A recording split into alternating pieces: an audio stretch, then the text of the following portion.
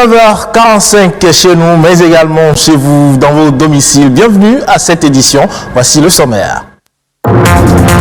Les startups ont connu un début très timide au Bénin, mais depuis quelques années, plusieurs d'entre elles s'établissent sur le marché innovant du numérique. On s'interroge sur l'environnement numérique au Bénin dans cette édition.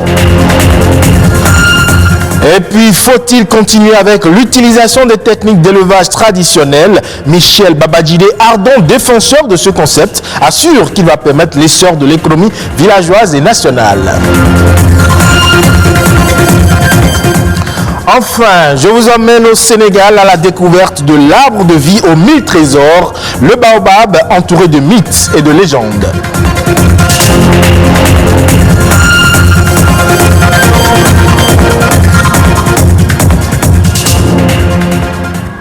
À nouveau, bonsoir. Ce sont de petites entreprises qui pullulent de plus en plus et qui participent à l'essor de l'économie d'une nation en créant de la valeur à travers une nouvelle manière de rendre service. On les appelle les startups. Et justement, au Bénin, il y en a qui sont créées presque tous les jours. Mais l'on s'interroge, est-ce que l'environnement numérique au Bénin leur est-il favorable? Réponse dans cet élément.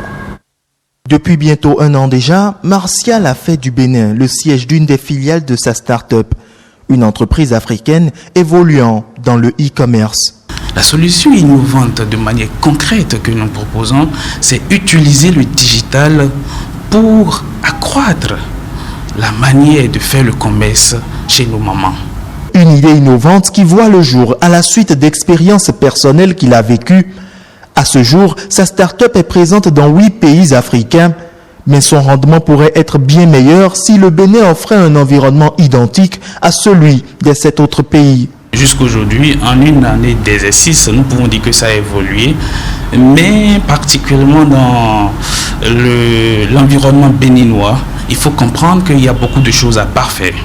Beaucoup de choses à parfaire parce que les gens ne maîtrisent pas trop le digital. Les gens ne maîtrisent pas l'avantage qu'on peut tirer du digital. Par contre, dans d'autres pays comme le Sénégal, où nous sommes activement présents, ils ont pris rapidement à bras le corps. Le Ghana, ils ont pris rapidement à bras le corps parce qu'ils sont plus évolués digitalement que nous. Ici, une jeune pousse gravit les échelons dans le secteur de l'électronique et de l'informatique. À sa tête, Wenceslas, dont voici la récente réalisation.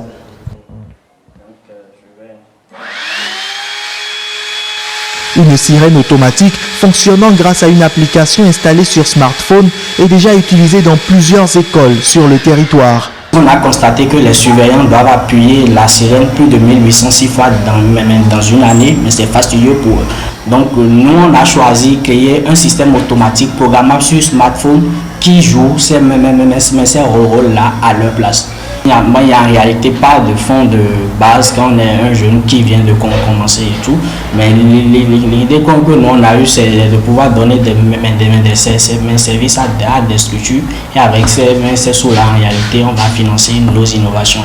Une stratégie bien trouvée par Wenceslas et son équipe, mais qui n'est pas évidente pour toute jeune pousse. L'écosystème devrait être meilleur pour leur éclosion. En fait, ce qu'on appelle écosystème de start-up réellement, on n'a pas encore ça. En fait, et c'est ce qui fait réellement que l'émergence des start-up, on ne voit réellement pas ça. Parce que quand on parle d'écosystème en réalité, on a les Fab Labs, on a les universités, les incubateurs et tout. C'est quand toutes ces choses-là marchent ensemble que les start-up pourront aller plus loin. 7. Le gouvernement fait un effort, mais une start-up, de par sa définition déjà, c'est une entreprise, une jeune pousse, et donc ça nécessite beaucoup d'investissement. En attendant que cela change, ces deux start-up font leur bonhomme de chemin avec à l'esprit de grands rêves, qui pour devenir une grande structure de conception électronique, qui pour devenir le géant du e-commerce sur le continent africain. Et vous n'êtes certainement pas sans savoir que mettre son bébé au sein dès sa venue au monde sauvegarde la vie de la mère et surtout celle du nourrisson. Eh bien, l'allaitement maternel, selon les spécialistes, serait un moyen sans égal de fournir une alimentation idéale pour le nourrisson. Mieux, il aurait des répercussions importantes sur la santé de la mère. Plus de précision. L'allaitement, source de vie pour le nouveau-né. La mise au sein du bébé les minutes qui suivent l'accouchement devrait être systématique selon les professionnels de la santé. Les avantages sont prouvés. Cet allaitement maternel va aider la mère à faire ce que nous appelons une involution utérine. La première cause de décès des femmes à l'accouchement, ce que nous appelons le décès maternel, vous savez, c'est l'hémorragie de la délivrance. La mise au sein précoce peut permettre de lutter contre cette hémorragie de la délivrance. Tout simplement parce que quand nous allons, une fois l'accouchement fait, immédiatement, dans l'heure de l'accouchement, si l'enfant est mis au sein, en même temps, il y a un phénomène neuro-hormonal qui se déclenche et il y a sécrétion d'oxytocine qui permet donc d'éviter cette hémorragie de la délivrance. Le simple fait que l'enfant est mis en contact de sa maman, ça lui permet de conserver la température à laquelle l'enfant était déjà dans le ventre et donc on ne crée pas un vide tout de suite après la naissance de l'enfant. L'enfant, en poursuivant l'allaitement maternel, c'est que nous favorisons son développement, mais pas seulement un développement, le développement de son cerveau. Pour la mère, rien qu'en pratiquant l'allaitement maternel, je vous le dis, c'est que ça lui permet par exemple d'éviter le cancer du sein, le cancer de l'ovaire. En faisant cet allaitement maternel, c'est que la maman est en train donc de créer déjà un lien affectif entre l'enfant et elle. Lien affectif entre la mère et l'enfant, accentué par le colostrum, la sécrétion du premier lait maternel.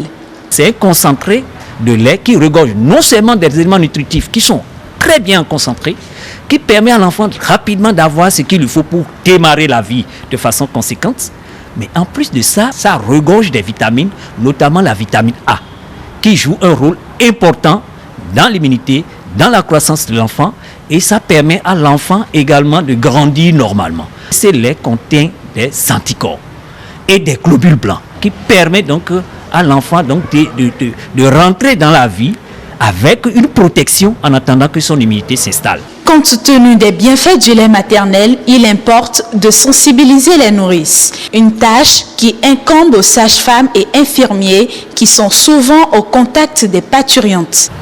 On encourage peut-être à donner le sein, mais on n'assiste pas, au fait, la femme dans ce processus-là. Lors de nos stages dans les zones rurales, nous avions beaucoup constaté que sur le terrain, cette pratique, ça ne se fait pas. Alors que ça a assez d'importance pour la mère et pour l'enfant. L'allaitement maternel exclusif est requis durant les 6 premiers mois d'existence du nouveau-né. La mise au sein précoce réduirait de 30% le taux de mortalité de la mère. Et au Bénin, depuis plus d'une trentaine d'années déjà, le secteur de l'élevage est économiquement rentable et caractérisé par une forte demande de ses produits. Pour satisfaire les consommateurs, eh bien, l'une des stratégies utilisées par les éleveurs est d'augmenter la taille de leur cheptel et d'intensifier leur production. Impact de l'élevage domestique sur l'économie et avantages de l'élevage traditionnel en milieu rural, c'est dans cette interview de Babadjide Michel. Vous imaginez, nous avons 70% de population agricole et dans ces 70%, il y a au moins 95% qui sont analphabètes et qui ne peuvent gagner leur vie qu'avec la petite agriculture familiale. Cette agriculture familiale est basée sur nos élevages traditionnels. Et nos élevages traditionnels n'ont pas de normes, n'ont pas eu de normes depuis l'indépendance jusqu'à ce jour. Les universités n'ont enseigné que la modernité, l'industrialisation et la spécialisation. Or, ces paysans sont dans une polyculture et même jusqu'à maintenant, les approches filières ils ne les concernent pratiquement pas. Donc, ils sont dans le poly-élevage. Et quand vous avez de nouvelles normes pour booster ces élevages traditionnels-là, il y a de quoi rêver, quoi. Il y a de quoi rêver. Je dis, une maison de paysans où on peut commercialiser 2000 volailles par an, 2000 lapins par an, 100 ovins caprins par an, une centaine de porcs par an, 400 pigeons par an, etc. Et je dis, si chaque paysan peut atteindre ce niveau-là, il y a de quoi atteindre l'autosuffisance alimentaire pour chacun, et pour le Bénin, et exporter le surplus d'une bonne production vers les autres pays. Et parce que l'approche, elle est infaillible. Les techniques sont là, elles sont adaptées. N'importe quel paysan peut l'appliquer. Ils ont la disponibilité en temps, ils ont la disponibilité en espace. Ils ont encore la nature à leur profit, quoi. Donc, il n'y a rien à faire. On peut multiplier par 10, par 20 et le niveau actuel à partir de cette approche intégrée maison de paysans. Majestueux, impressionnant et sacré. Eh bien, on les qualifie de tous les superlatifs et ils font en effet partie des plus grands arbres du monde. Ce sont les baobabs. En Afrique, par exemple, on leur attribue divers pouvoirs de porte-bonheur et de guérison. Au Sénégal même, c'est un emblème national. Suivons cet élément de nos confrères de France 24. Quand le jour se lève sur les îles du Siné Saloum, le soleil semble venir les réveiller un à un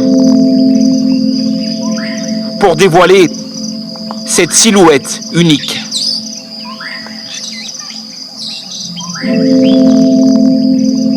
Certains disent que le baobab n'est pas un arbre, mais une sorte de plante géante. Ce qui est sûr, c'est que c'est un végétal étonnant, hors norme.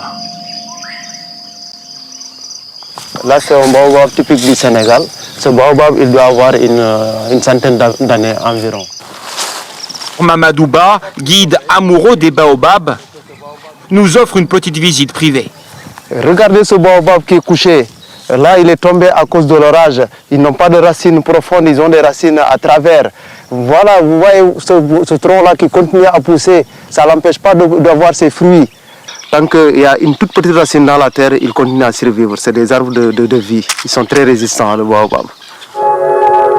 Ici au Sénégal, le baobab a aussi un rôle social. Dans chaque village, il y a d'ailleurs un baobab sacré. Et autant de croyances, de mythes, de légendes.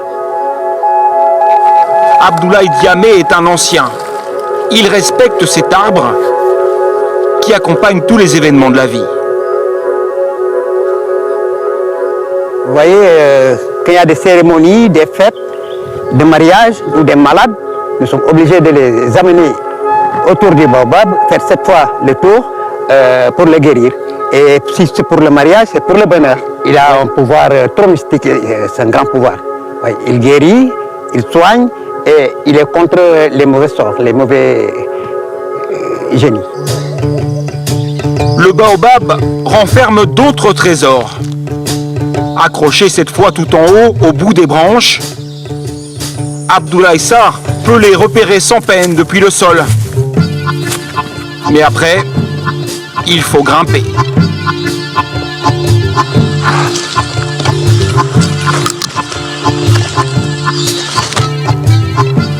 Je suis en train de chercher le pain de singe là.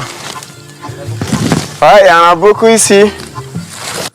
Le pain de singe, c'est le fruit du baobab. Pour les décrocher, il faut un bâton et une bonne dose de courage. Un numéro d'équilibriste qui n'est pas sans danger.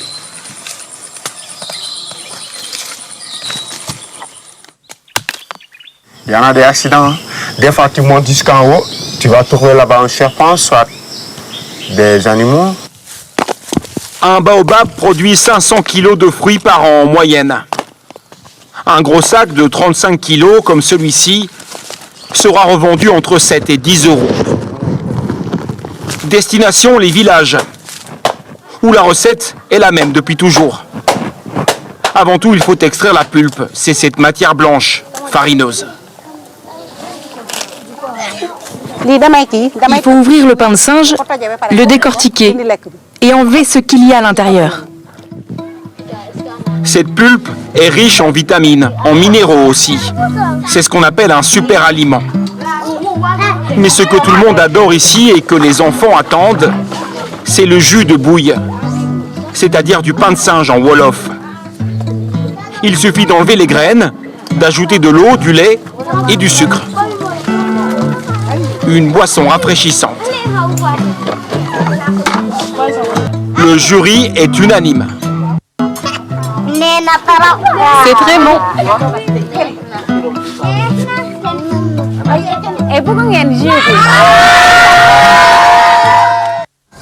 Et voilà qui met terme à ce 19h45. Merci pour votre aimable attention. Vous pouvez retrouver cette édition sur le site de l'ORTB, www.ortb.bj. Portez-vous bien et à la prochaine.